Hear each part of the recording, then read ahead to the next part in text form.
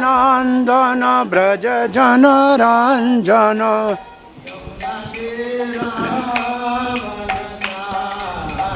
जमुना तीरा वनचारी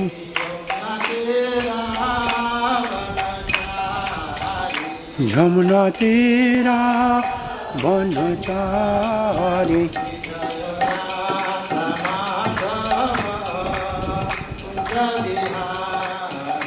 जय राधम रव कुंज बिहारी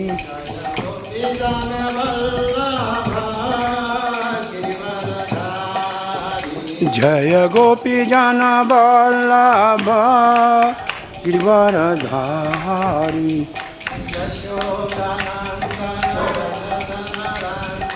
यशोदानंदन ब्रज जन रंजन यशोदानंदन ब्रज जन रंजन यमुना तीरा वनचारी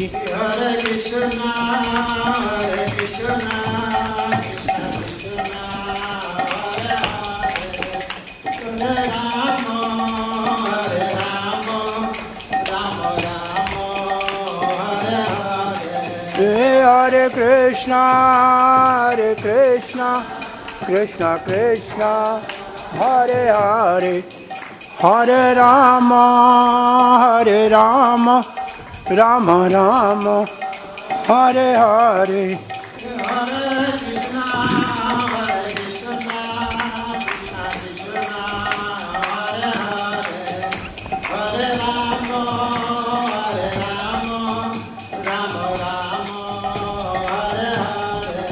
Hare Krishna,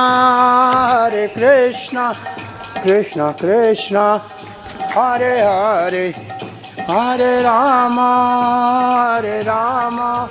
Rama Rama, Hare Hare.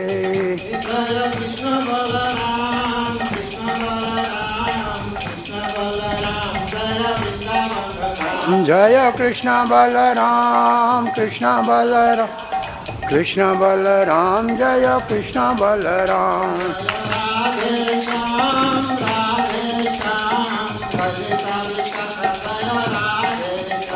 Radhe Shyam, Radhe Shyam, Radhe Shaka Jaya Radhe.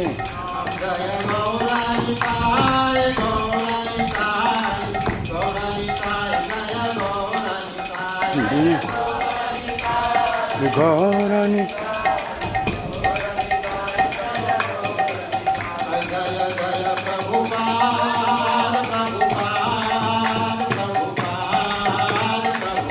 Jaya Jaya Prabhupada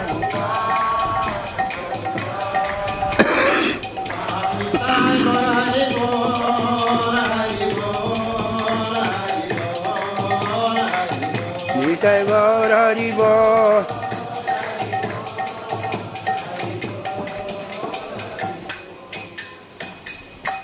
हरे कृष्णा श्री श्री राधा माधव की ग्रंथराज श्रीमद्भागवत महापुराण की श्रील प्रभुपाद की निताई गौर प्रेमानंदे।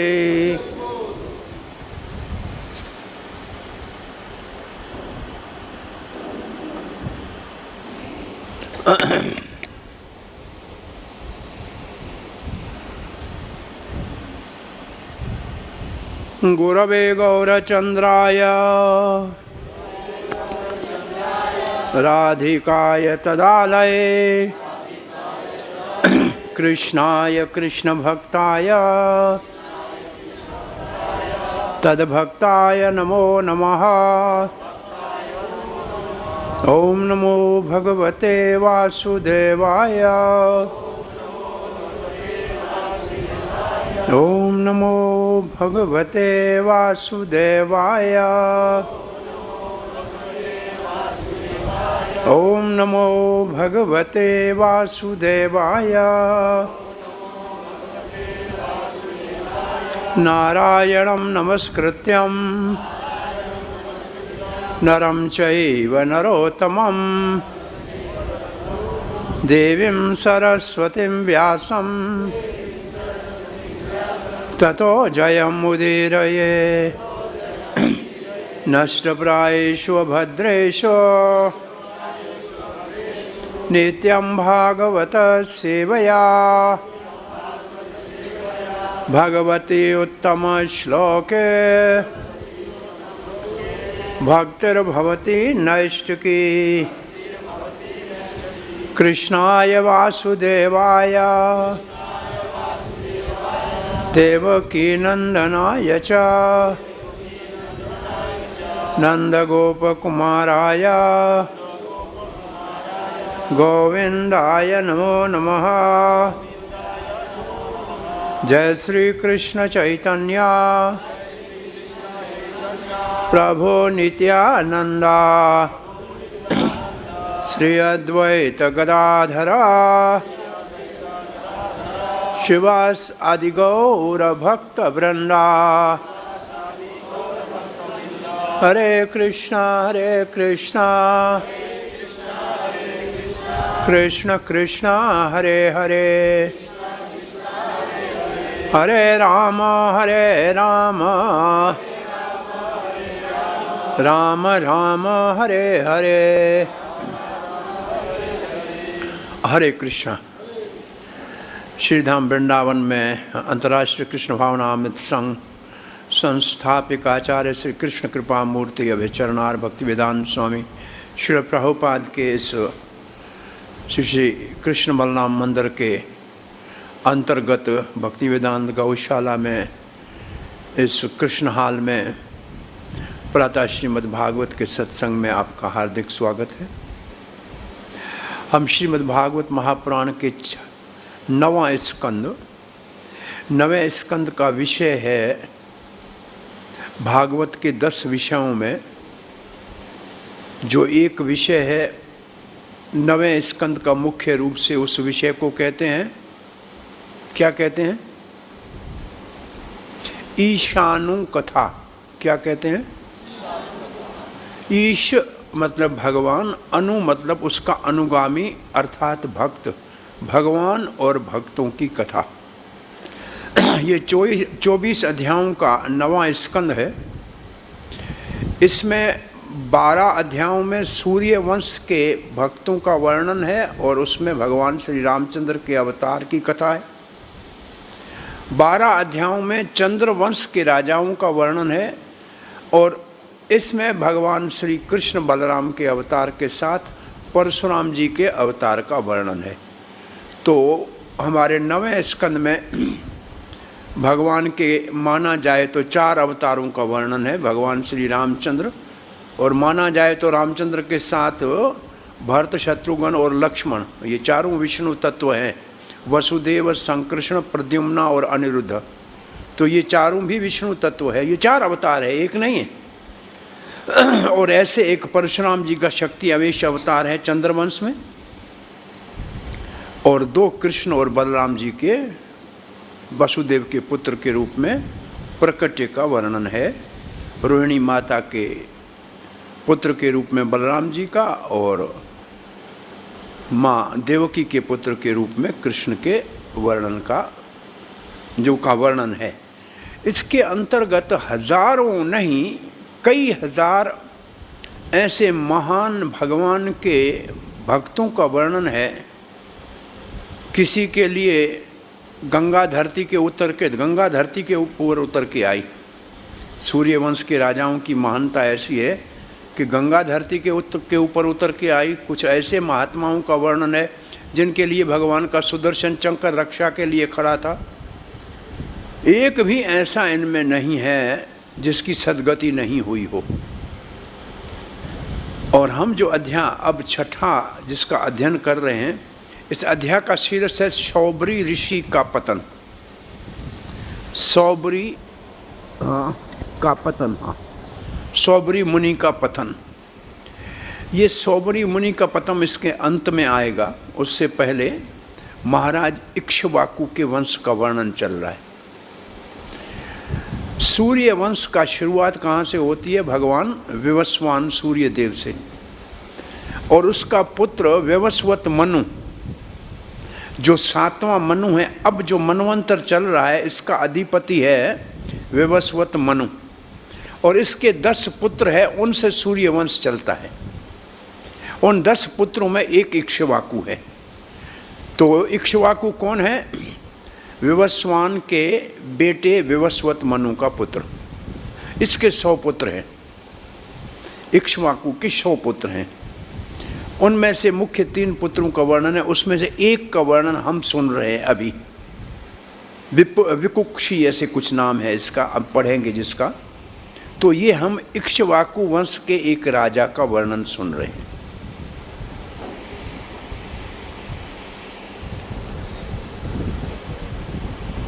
सौबरी मुनि जिसका वर्णन आगे आएगा, वो यहाँ रामताल जो जगह है, आजकल उसको अच्छा बना दिया है। हम जो पीछे के रास्ते से जाते हैं, रामताल एक जगह है, यहाँ सौबरी ऋषि तपस्या करता था।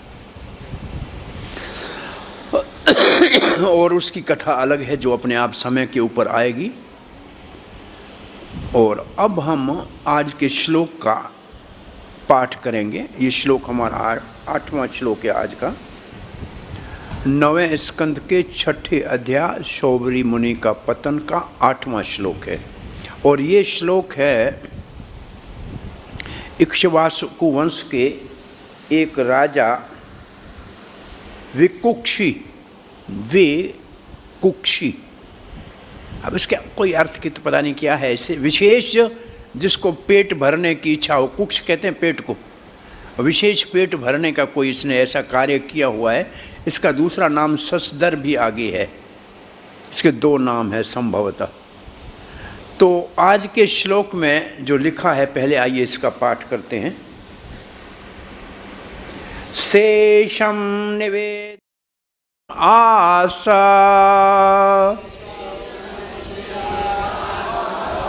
पित्रे तेन चद गुरोः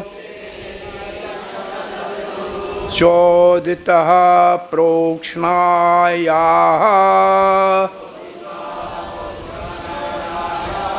दुष्टम् एतम् अक्रमकम् शेषं निवेद्यामास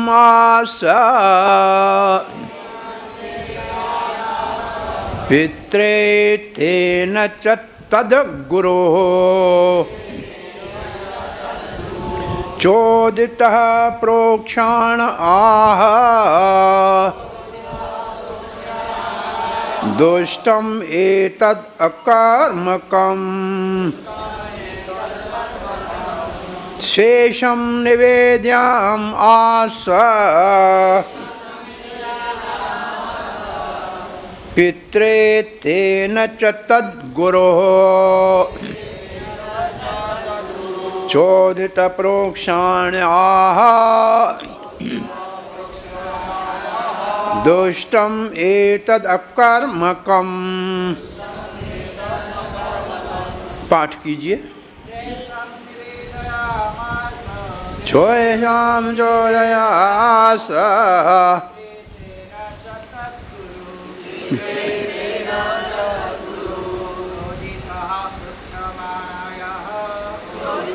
प्रतमानाय नम एतद् अकर्मकम् एतद् निवेद्यामास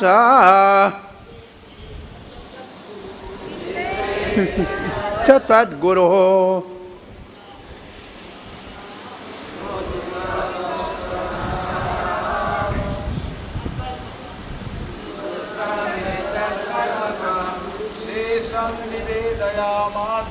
शेषम निवेदयामास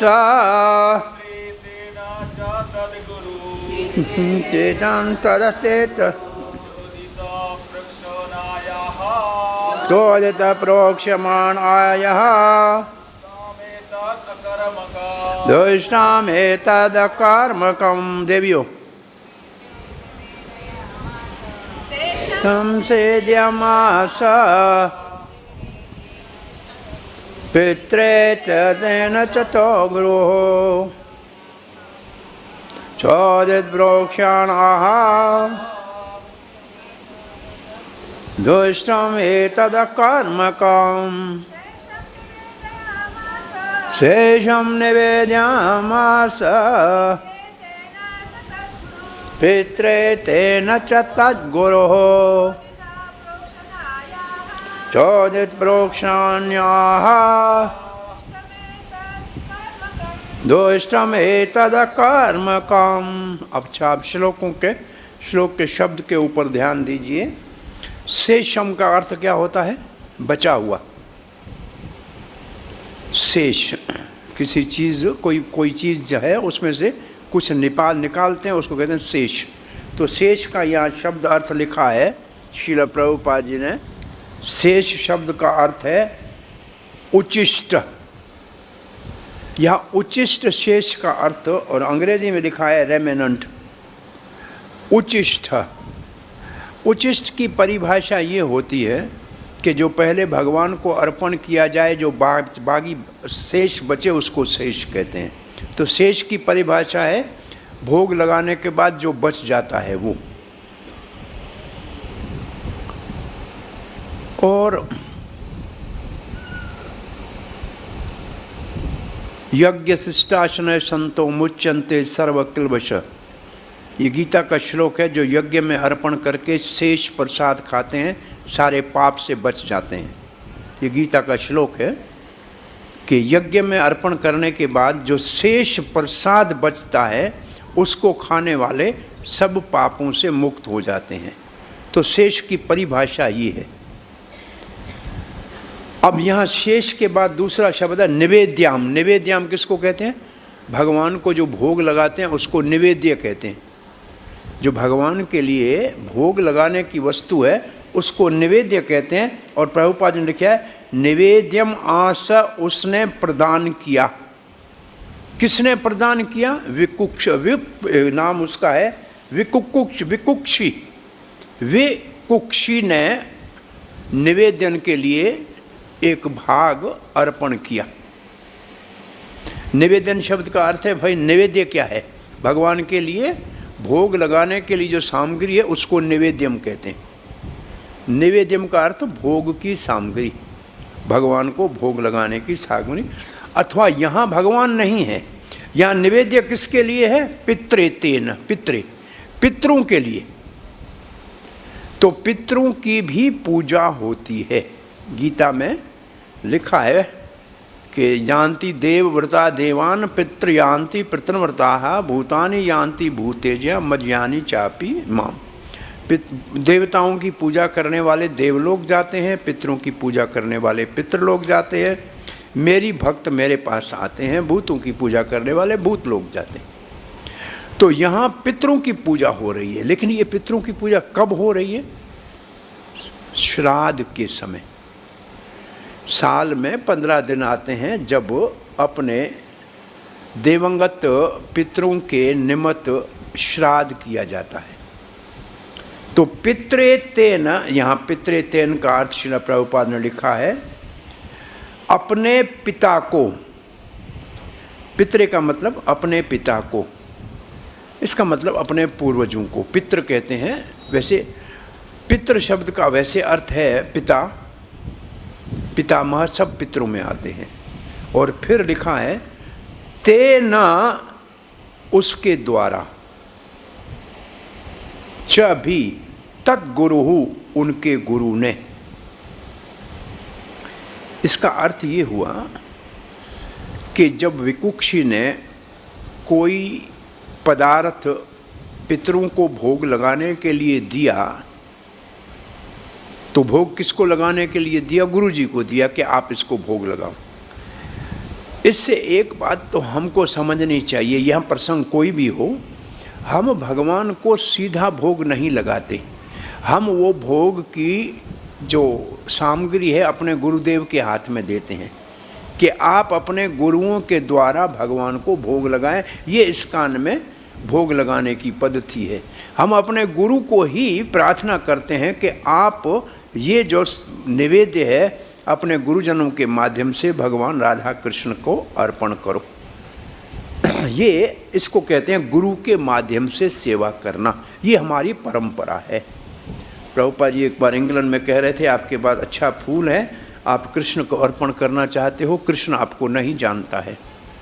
आप राधा रानी के हाथ में दे के कहो, हे स्वामिनी, ये पुष्प सुंदर आप अपने प्रीतम श्री कृष्ण को दे दो। अगर राधा रानी अपने हाथ से वो फूल कृष्ण को देगी तो कृष्ण उसको स्वीकार कर लेंगे।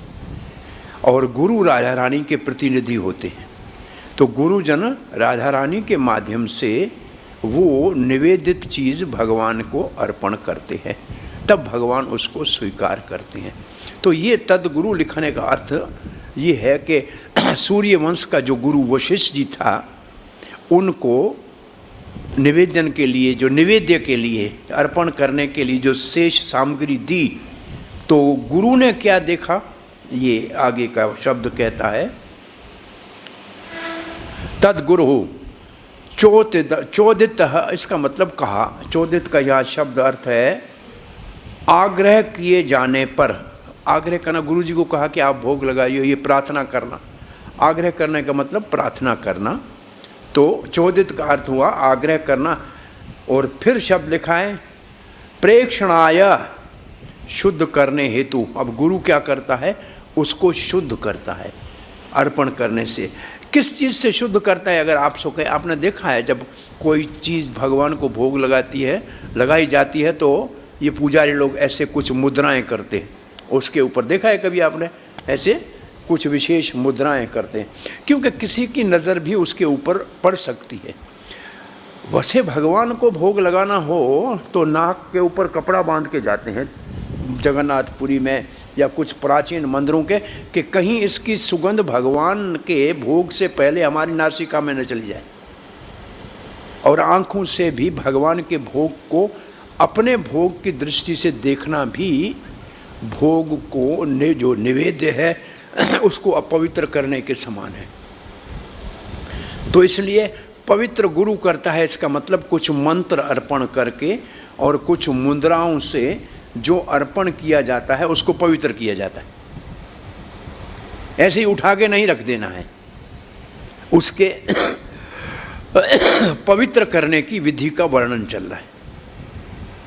तो प्रोक्षमाणाय शब्द का अर्थ है क्या है? देखो क्या लिखा है, पढ़िए। प्रोक्षमाणाय शब्द का अर्थ क्या है? पवित्र करने के लिए। आह का मतलब कहा, आह का मतलब कहा, पवित्र करने के लिए कहा। अब यहाँ तक जो हमने देखा है उसमें ये कहा जा रहा है कि इक्ष्वाकु वंश के एक विकुक्षी नाम के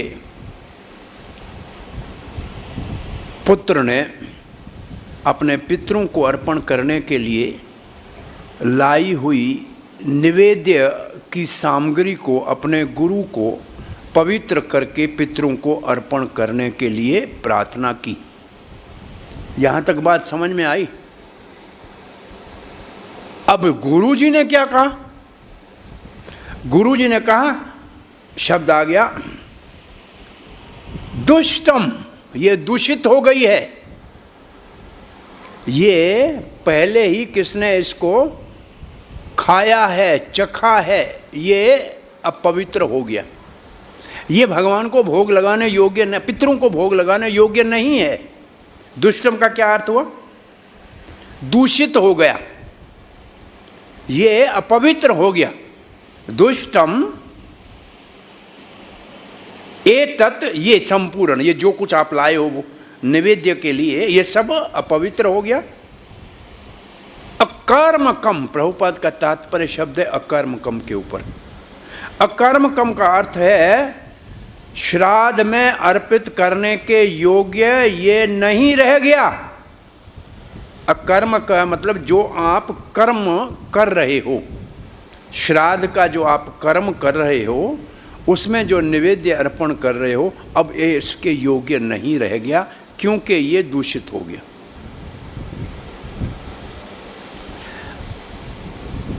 प्रभुपाद जी का तात्पर्य है, भगवान को भोग लगाने से पहले किसी चीज़ को दूषित नहीं करना चाहिए, नहीं तो भोग नहीं लग सकती। प्रभुपाद जी ने इस एक दुष्टम तत्व अकर्म कर्म शब्द के ऊपर तात्पर्य लिखा है। तो आइए श्रील प्रभुपाद जी के अनुवाद का रसास्वादन कीजिए। विकुक्षी ने अगले श्लोक से, जो कल श्लोक हुआ है उससे आधार से शब्द लिखा है। क्या निवेद्य था? मांस राजा इक्ष्वाकु को लाकर दे दिया। क्यों लाके दिया इक्ष्वाकु को? क्या लगता है विकुक्षी इक्ष्वाकु को क्या लगता है? उसका पुत्र है।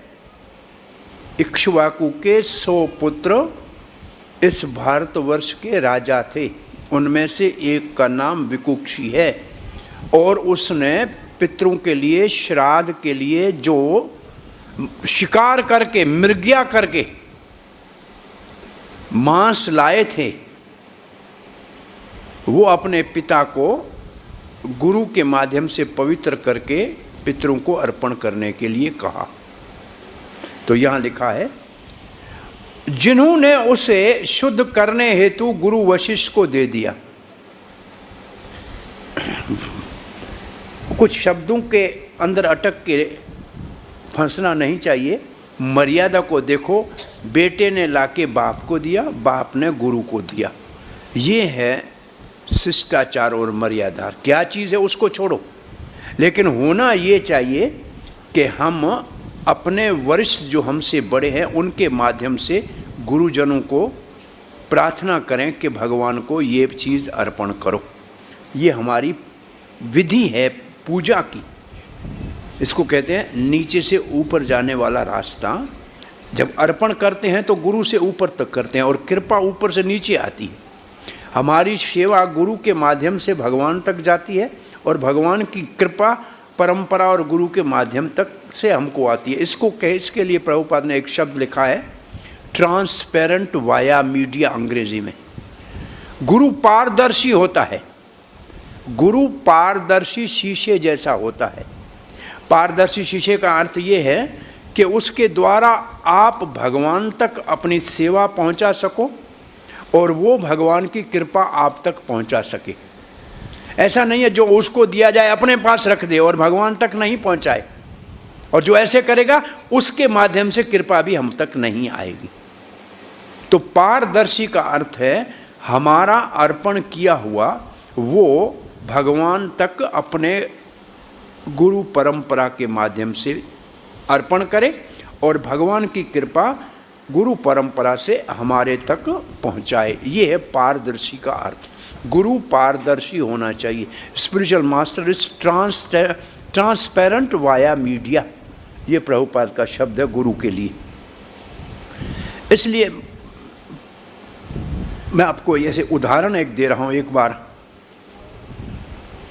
श्री प्रभुपाद जी की गुरु पूजा हो रही थी दिल्ली के मंदिर में। अभी ये मंदिर बना है नहीं, इससे पहले जो था, तो गा रहे थे सब भक्त, श्री गुरु चरण पद्म केवल भक्ति सदमा। आरती हो रही थी और प्रभुपाद भी साथ में गा रहे थे, श्री गुरु चरण पद्म केवल भक्ति सदमा। तो एक बहुत बड़ा विद्वान वैष्णव तंत्र को जानने वाला दक्षिण भारत का नवयुवक खड़ा था उधर। उसने पाया इसी की गुरु पूजा हो रही है, ये क्यों गा रहा है? भाई जिसकी गुरु पूजा हो रही है वो क्यों ये गा रहा है? तो उसको ये अटपटा लगा। भाई अब श्री गुरु चरण पद्मा, वो प्रभुपाद को फूल अर्पण करा, प्रभुपाद कहते श्री गुरु चरण पद्मा, तो ये क्यों कह रहा है? तो उसने पास में खड़े हुए परम पूज्य लोकनाथ स्वामी महाराज से पूछा, ये क्या है, इसकी गुरु पूजा कर रहे हैं, ये क्यों गा रहा है? तो महाराज ने उत्तर दिया कि हम हमारे इस गुरु की पूजा कर रहे हैं, और ये अपने गुरु की पूजा कर रहा है। ये अपने पास लेके रख नहीं रहा है, ये ऐसी पूजा को अपने गुरु को दे रहा है। वो कहने लगा ये वास्तविक गुरु है, ये सच्चा गुरु है। और वो प्रभुपाद का शिष्य बना, बहुत बड़ा विद्वान शिष्य बना। पहले भक्ति शास्त्री के पढ़ाने का कार्य उसने शुभारंभ किया मायापुर में। ये तो गुरु को हम जब अर्पण करते हैं तो गुरु अपने गुरुजनों को वो अर्पण करता है।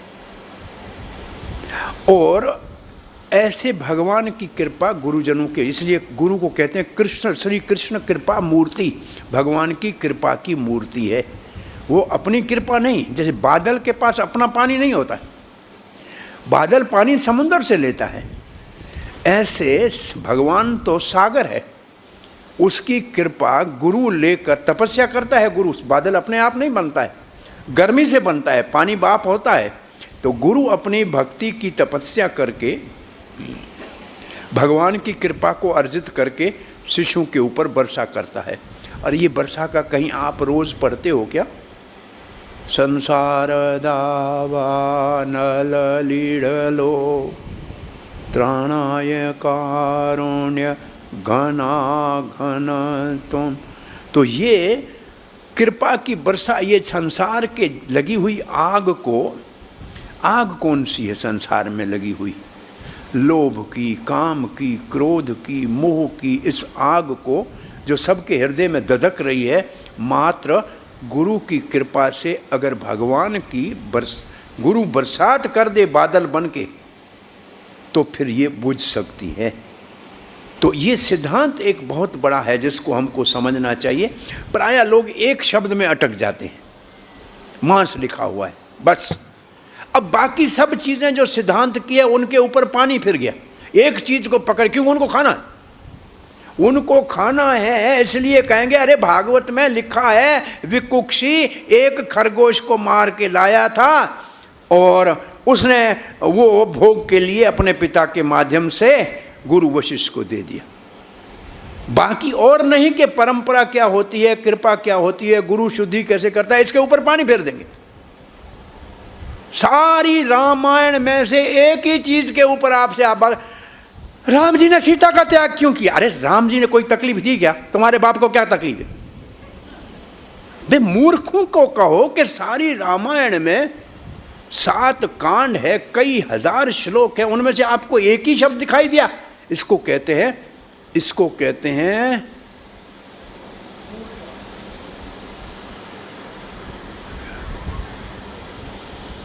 इसलिए शब्द क्या है संस्कृत का?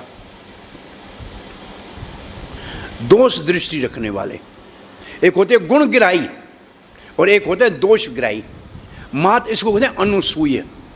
अनुसूय का मतलब अच्छे आदमी में बुराई ढूंढना, अच्छे आदमी में बुराई ढूंढना, इसको कहते हैं अनुसूय। और ये जो अनुसूय है जिसके पास है उसको कभी भगवान का दिव्य ज्ञान प्राप्त नहीं हो सकता। ये भगवत गीता का श्लोक है, 9वें अध्याय का पहला श्लोक है। क्या शब्द है?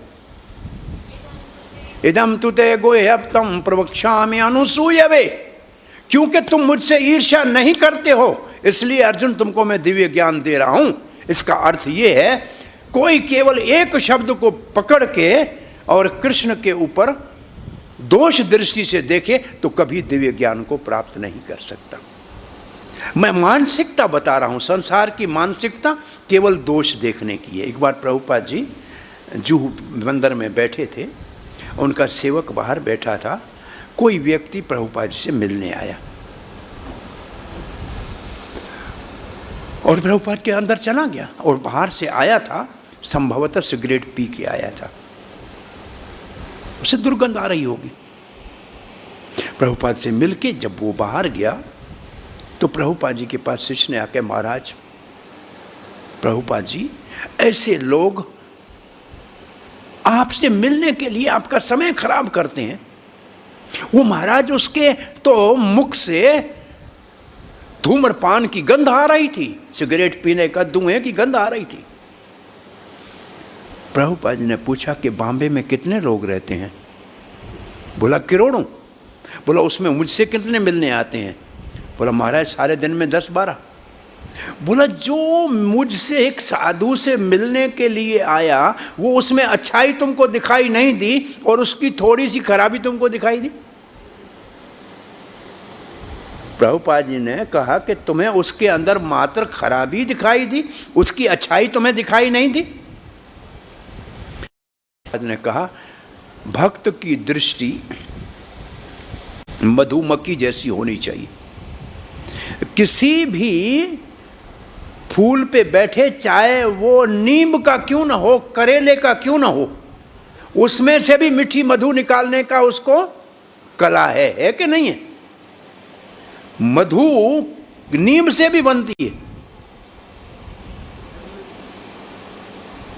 तो किसी भी बुरे से बुरे में भी अच्छाई ढूंढने की जिसको दृष्टि है वही सफल जीवन में होता है।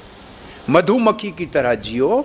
फिर प्रभुपाद ने कहा उस मक्खी की तरह नहीं जियो जो केवल कचरे के ऊपर, फोड़े फुंसी के ऊपर, रक्त पीप के ऊपर बैठती है, केवल दोष ही देखती है। मक्खी कभी भी मक्खी कचरे के ऊपर जाके बैठेगी और मधुमक्खी फूल के ऊपर बैठेगी। और फिर इसका उदाहरण सीधा आपको दें, पहले तो भगवान श्री कृष्ण का उदाहरण दें। पूतना विष दे के मारने के लिए आई थी, भगवान ने विष को नहीं देखा, दूध पिलाने वाले भाव को देखा और उसको धात्री गति दे दी। ये है भगवान की दृष्टि। उसने दोष को नहीं देखा ना। और प्रभुपाद ने अमेरिका के हिप्पियों में कोई दोष नहीं देखा और सारे दोष थे, अवगुण थे उनमें। वो सब नशा करते थे, लड़कियों के साथ लटके हुए आते थे, हर मांस खाते थे कि नहीं खाते थे? प्रभुपाद जिन लोगों को शुरू में 65-6 में अमेरिका में प्रचार किया, वो सब लोग मांसाहार करते थे कि नहीं करते थे? हाँ करते थे ना। शराब पीते थे कि नहीं पीते थे? नशा करते थे कि नहीं करते थे? लेकिन प्रभुपाद ने उस एक अवगुण को नहीं देखा, मात्र उनको देखा कि इस सत्य को ढूंढ रहे हैं, इनको भगवान के कीर्तन के लिए वाद्य बजाने में रुचि है। बस एक चीज अच्छी प्रभुपाद ने देखी, उसको हवा इतनी दी, इतनी हवा दी कि उसकी अच्छाई की आग में सब बुराइयां उनकी जल गई और वो महात्मा बन गए। और इस इस्कान की स्थापना में प्रभुपाद के बहुत बड़े स्तंभ बन गए। बने कि नहीं बने? ये विकुक्षी भी अब आने से पहले मृग्या करके एक खरगोश खा गया, लेकिन आगे के श्लोकों में पढ़ेंगे ये विकुक्षी अपने पिता के शरीर छोड़ने के बाद राजा बना और इसकी सदगति हुई और भगवत धाम गया। ये लिखा है, पढ़ना इसके पीछे।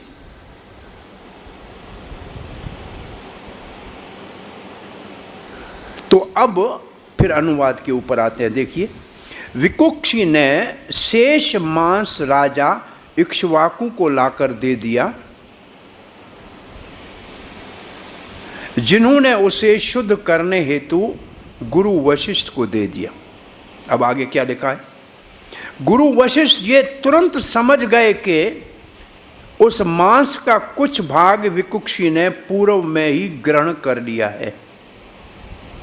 अतएव उन्होंने कहा कि ये मांस श्राद्ध में प्रयुक्त होने के लिए अनुपयुक्त है,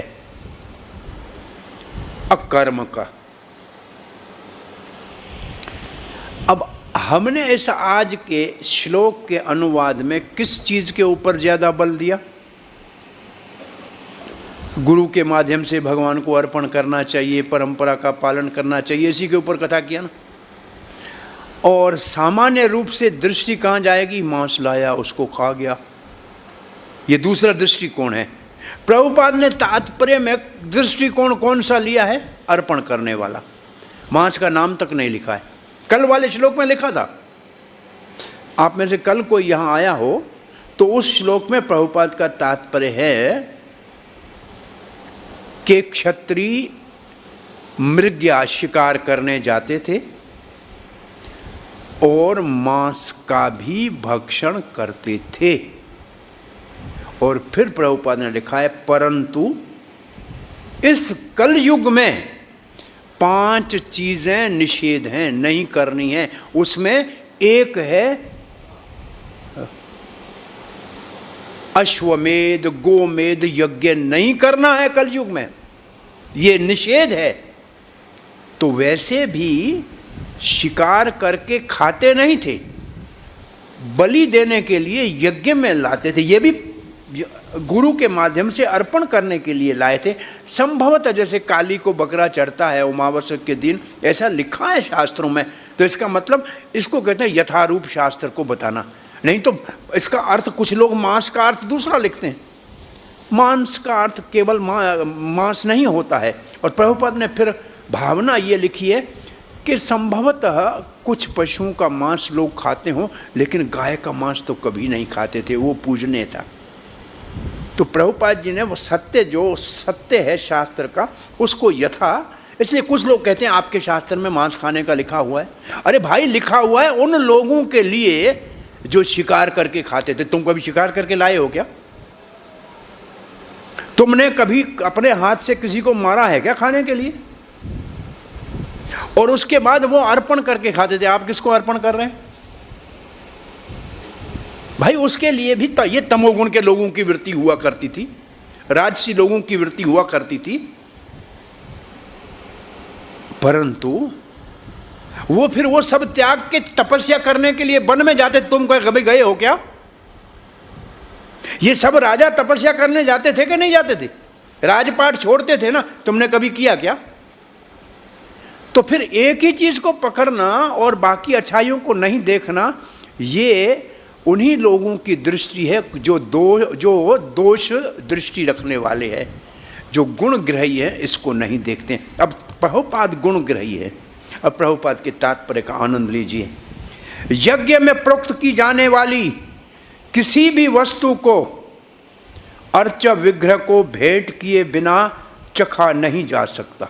सीधा प्रभुपाद जी शिक्षा दे रहे हैं, कोई चीज भगवान के अर्चा विग्रह को, मूर्ति की बात कर रहे हैं, उसको अर्पण करने से पहले चखना नहीं चाहिए।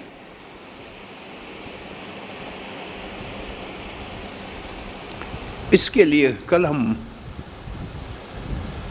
पढ़ा रहे थे VIHE में, वहाँ लिखा है कि अति आहार भक्ति को नाश करता है। 6 चीज़ें भक्ति को नाश करते हैं, उसमें अति आहार है, अधिक खाना या अधिक इकट्ठा करना। और उससे बचने के लिए एक ही रास्ता है, एक अति आहार के लिए और दूसरा जीभावेग के लिए। जीभावेग का मतलब चखने की चाहना को रोकना। तो उसके लिए एक ही साधन है, मात्र कृष्ण प्रसाद से हम जीभावेग से और अति आहार से बच सकते हैं।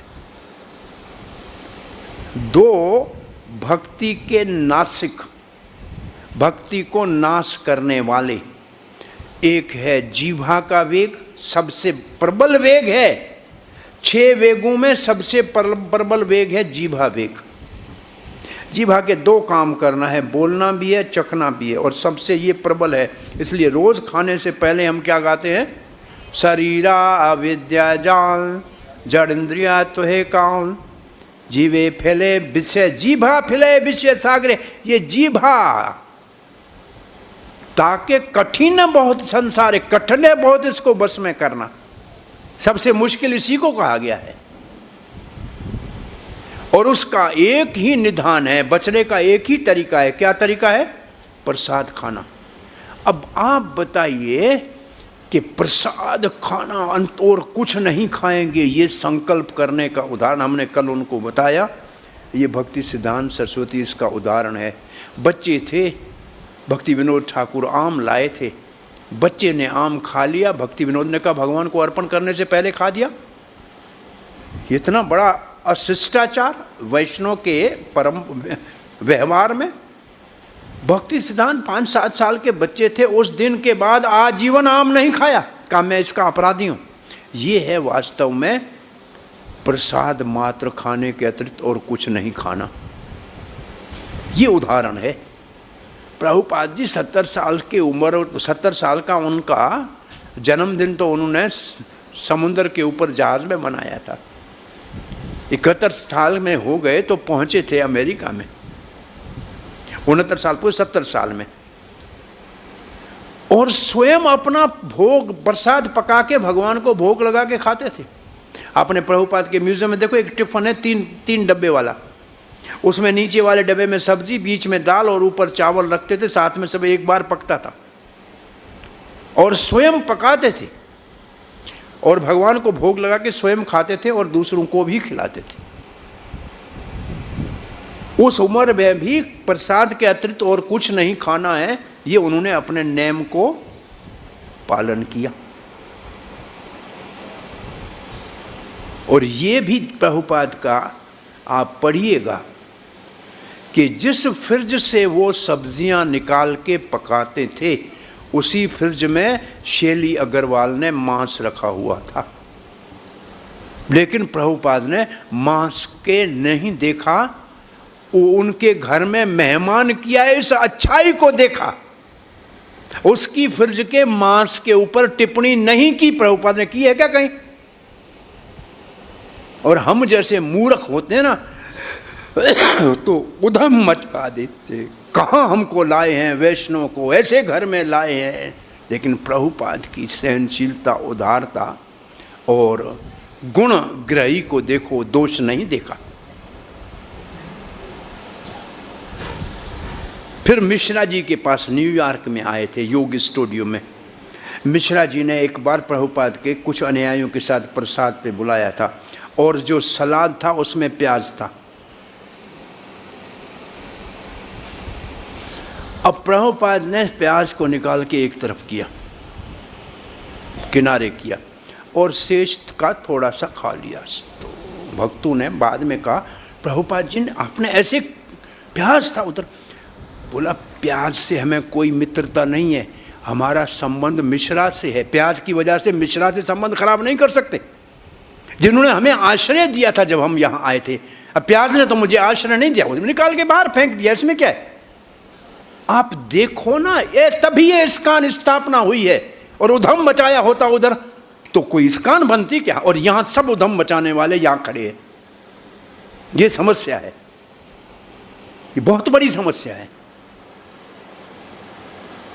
इसलिए दोष नहीं देखो, अच्छाई देखो।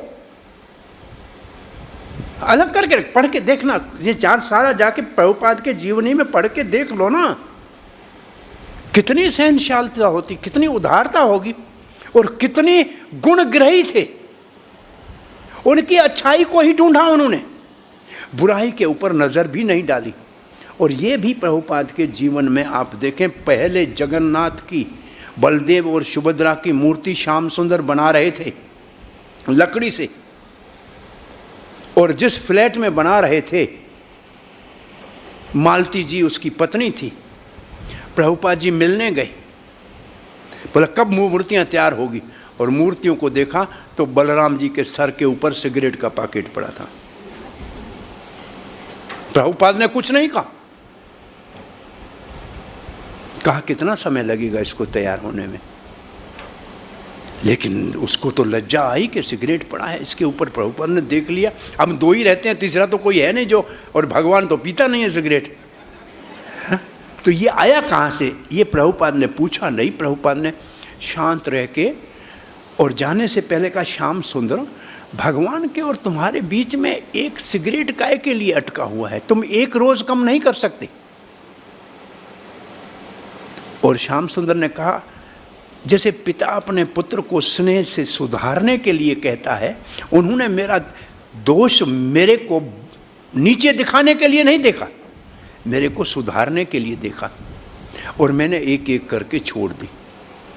और मैं इससे दुखी नहीं हुआ, मुझे इससे आपत्ति नहीं हुई कि मुझे उन्होंने मेरी निंदा की है।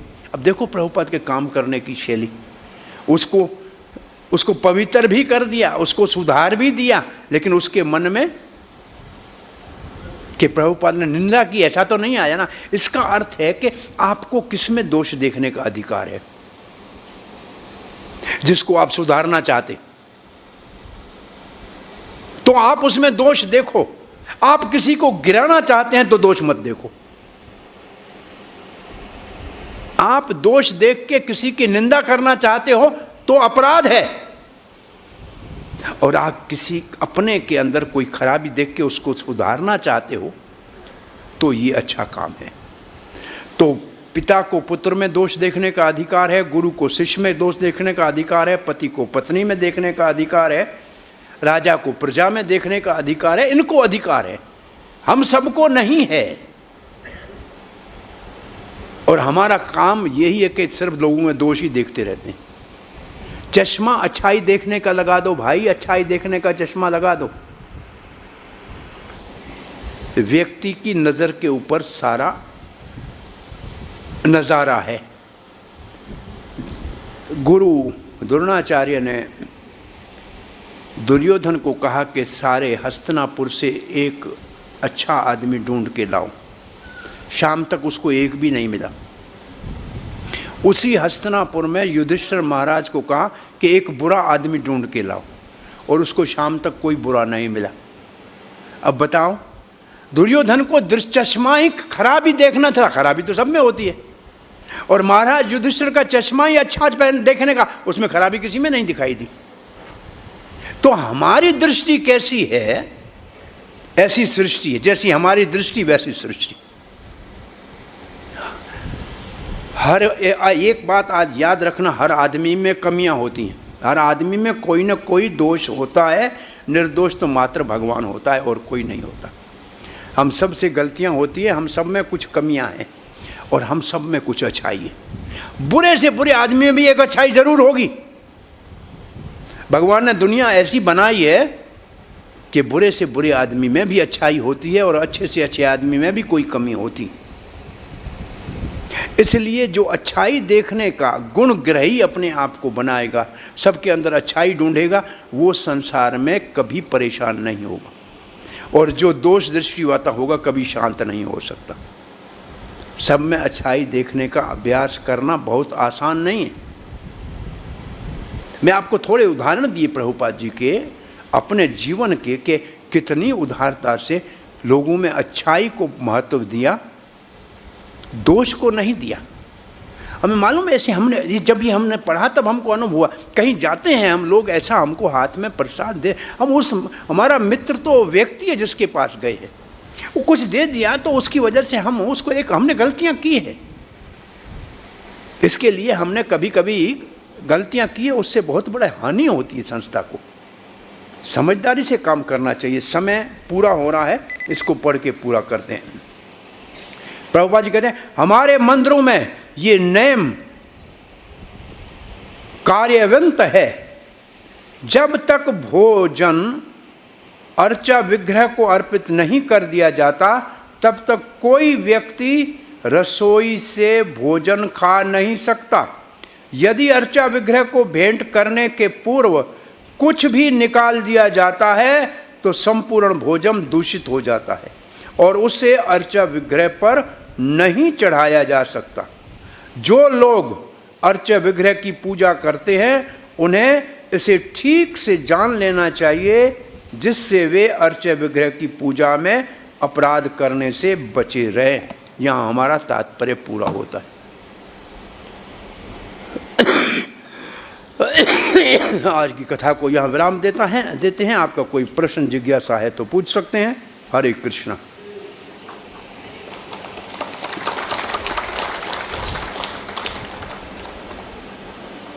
प्रभुपाद ने तात्पर्य सब सकारात्मक लिखा है और उन्होंने सिर्फ उसी भोग कैसे अर्पण किया उसके ऊपर ही सारा भाव लिखा है। दोष दृष्टि देखी ही नहीं है।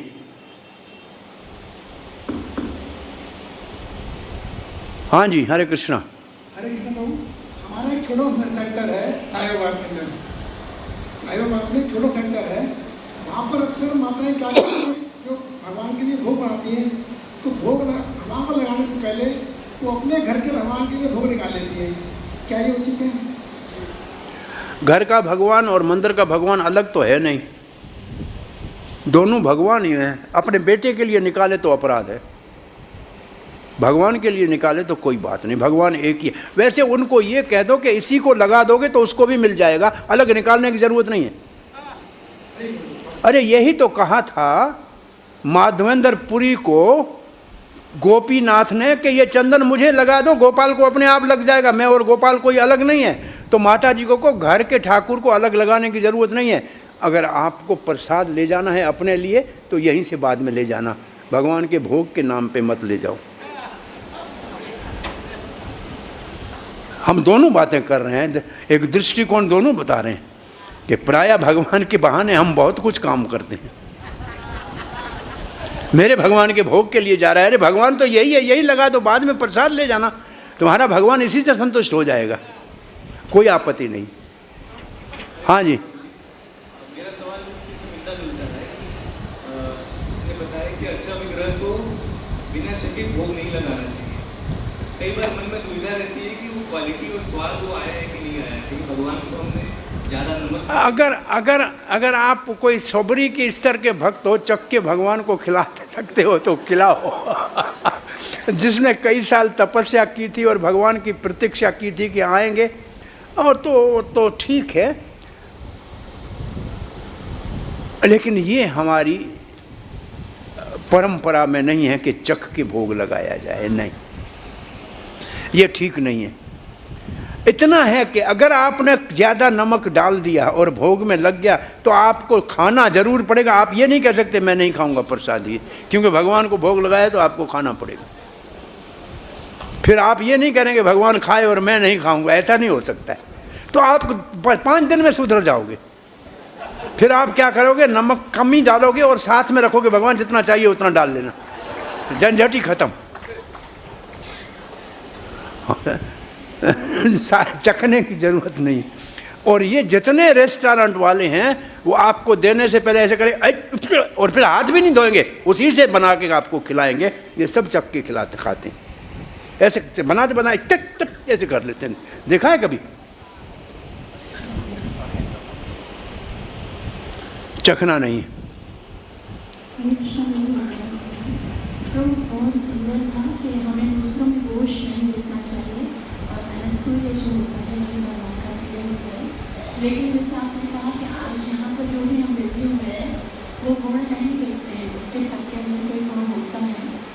तो ये प्रवृत्ति कैसे खत्म होगी? क्योंकि हमको दिखता भी है, हम चाहते भी हैं, जानते भी हैं कि हमको नहीं देखना चाहिए, फिर भी सब हमें भी दोष ही ढूंढ रहे होते हैं और इसी कारण हमारी भक्ति में उन्नति भी नहीं हो पाती। क्योंकि नीचे गुणों का प्रभाव है, रजोगुण और तमोगुण का। दोष दृष्टि रजो और तमोगुण से होगी।